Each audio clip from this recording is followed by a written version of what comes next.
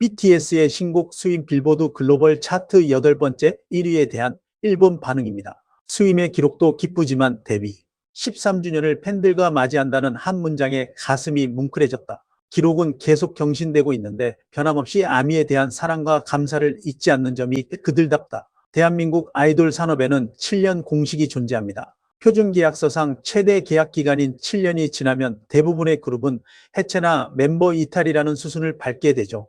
하지만 BTS는 2026년 13주년이라는 기념비적인 숫자에 도달했습니다. 이 팬이 뭉클함을 느낀 지점은 단순한 시간의 축적이 아닙니다. 정상의 자리에서 그것도 다이너마이트라는 글로벌 메가 히트곡과 동등한 대기록을 신곡, 스윙으로 다시 한번 달성했음에도 불구하고 그들의 메시지 중심에는 항상 팬이 있다는 사실입니다. 이것은 데이터로 증명됩니다. BTS의 팬덤 유지력은 대단합니다. 일반적으로 아티스트의 연차가 쌓일수록 팬덤은 축소되거나 라이트 팬 위주로 재편되기 마련입니다. 그러나 이들은 팬덤과의 유대감을 끊임없이 갱신하며 팬과 아티스트가 함께 나이를 먹어가는 동반자적 관계를 구축했습니다. 이 댓글은 바로 그 견고한 연대감이 여전히 살아 숨쉬고 있음을 보여주는 강력한 증거입니다. 스윙의 세계관이 좋습니다. 하늘거리는 의상을 입고 엄숙한 분위기 속에서 퍼포먼스를 한다면 압도당할 것 같아요. 아리랑은 편안하고 듣기 물리지 않는 곡이 많아서 항상 듣고 있습니다. 이 두 댓글은 BTS의 음악적 스펙트럼이 얼마나 넓어졌는지를 시사합니다. 데뷔 초기의 강렬한 힙합 다이너마이트나 버터 시절의 경쾌한 팝을 넘어 스윙은 보다 철학적이고 예술적인 엄숙함 설렘너티를 차용하고 있음을 알 수 있습니다. 하늘거리는 의상과 엄숙한 분위기의 결합은 동양적인 선의 아름다움과 현대 무용을 연상케 합니다. 특히 흥미로운 것은 아리랑이 언급된 지점입니다. 방탄소년단은 과거에도 전통 국악기와 추임새를 활용한 아이돌이나 데치타, 어거스트 D 등을 통해 한국적 요소를 글로벌 팝에 성공적으로 이식한 바 있습니다. 네티즌이 언급한 편안하고 물리지 않는 매력은 바로 가장 한국적인 정서가 가장 세계적인 보편성을 획득했을 때 나오는 시너지입니다. BTS는 단순히 유행하는 서양의 비트를 좇는 것을 넘어 자신들의 뿌리를 현대적으로 재해석하여 대체 불가능한 오리지널리티를 확보했습니다. 이 댓글들은 그들이 아이돌을 넘어 아티스트로서 대중에게 확실히 각인되었음을 증명합니다. 압도적이라고밖에 할 수 없는 쾌거네요.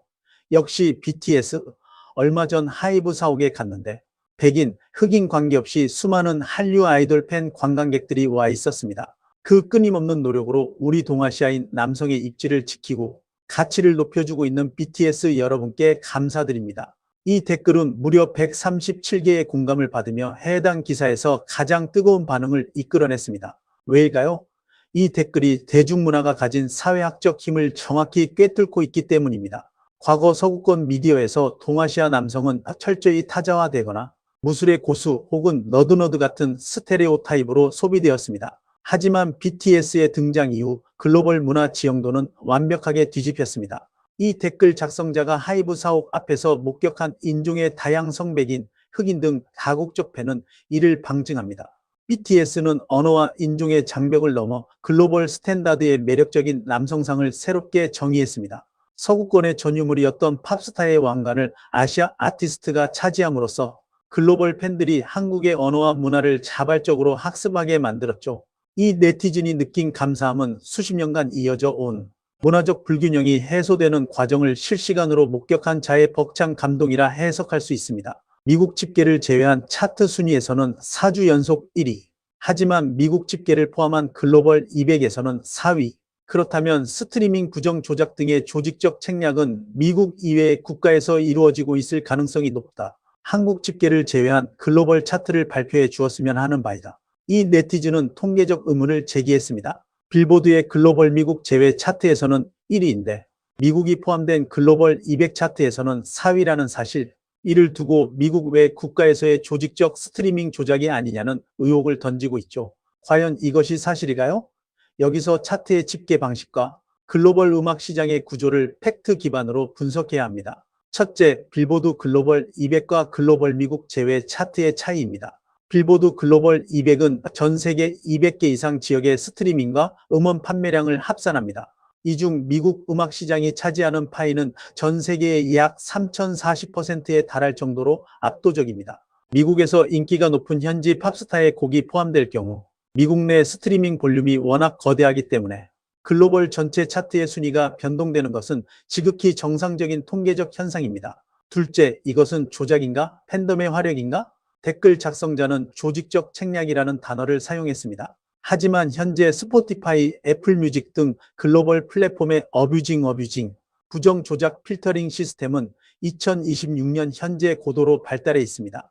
기계적인 매크로 조작은 즉각적으로 필터링되어 차트에서 제외됩니다. 즉, 미국 외 차트에서의 압도적인 1위는 기계적 조작이 아니라 아시아, 남미, 유럽 전역에 광범위하게 퍼져 있는 실제 코어 팬덤의 유기적인 스트리밍, 파워로 보는 것이 타당합니다. K-팝 팬덤 특유의 적극적인 음악 소비 방식이 글로벌 지표로 나타난 것이지, 이를 불법적인 조작으로 매도하는 것은 데이터에 대한 오독입니다. 셋째, 한국 집계를 제외한 차트를 요구하는 심리. 이 네티즌은 한국의 성적이 차트를 왜곡했다고 믿고 싶어 합니다. 하지만 냉정하게 팩트를 체크해 볼까요?